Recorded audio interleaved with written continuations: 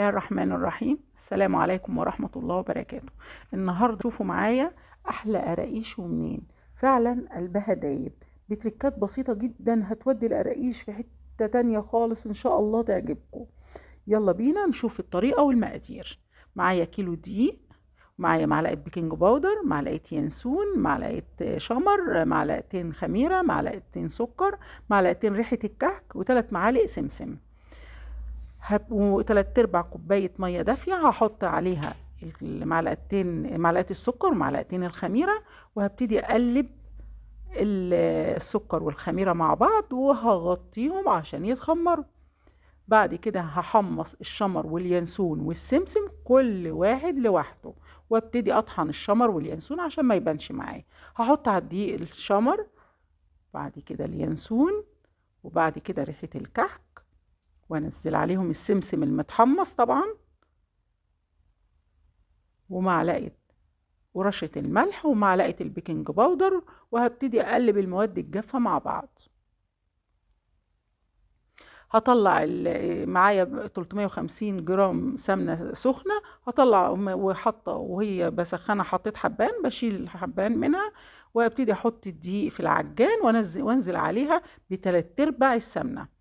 هضرب بالعجان، ولو ما عنديش عجان هبس عادي زي ما احنا متعودين بايدينا، لغاية ما توصل معايا العجينة كده جميلة جدا. قبل ما احط فيها المية هي ماسكة نفسها وجميلة.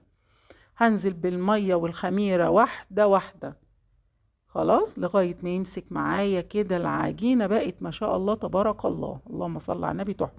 هنزل بمعلقة سمنة من اللي انا سايباهم، ألم بيهم العجين، وعلى العجوة هجيبها أحط عليها برضو معلقة سمنة من لباهم ومعلقة سمسم، وهدعكها، وبعد كده أعملها الأشكال دي.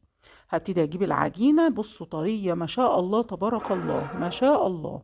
هبتدي أعمل بقى الرولات بتاعتي، وأفردها معايا رول، وأبتدي أظبطها زي ما احنا شايفين كده، واجيب بقى السكينة بتاعتي واروح مظبطاها برضو تطلع شكلها جميلة، واقطعها.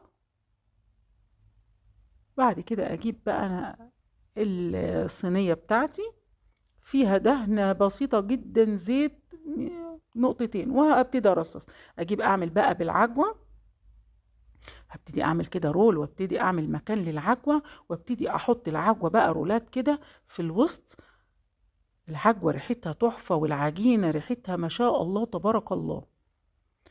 هبتدي اقفل عليها كده كويس، العجينة طبعا لينة وجميلة ما شاء الله. هبتدي اقفل عليها كده كويس، وابتدي الفها، وابتدي ابططها بايدي،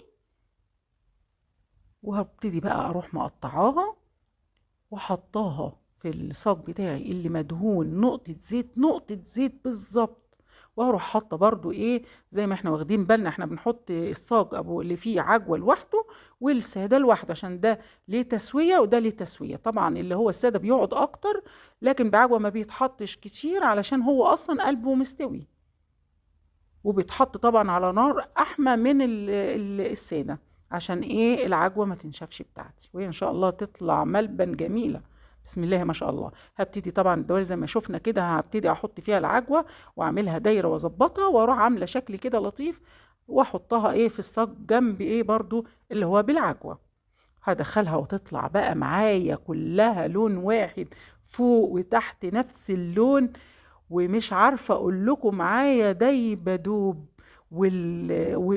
والعجوة جميلة ودايبة دوب زي ما بقطعها قدامكم في منتهى الجمال. حتى السادة معايا هتشوفوا معايا دلوقتي، بصوا دايبة ما شاء الله تبارك الله، اللهم بارك. لو جربتوها هتدعولي.